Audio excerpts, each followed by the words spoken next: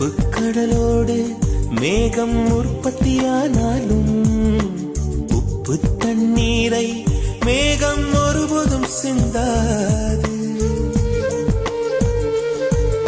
மலையில் விழுந்தாலும் சூரியன் மறித்து போவதில்லை. நிலவு கூலியூட்டி தன்னை நீட்டித்துக் கொள்கிறதே. மேகமாய் நானும் மாறேனோ அதன் மேன்மை குணங்கள்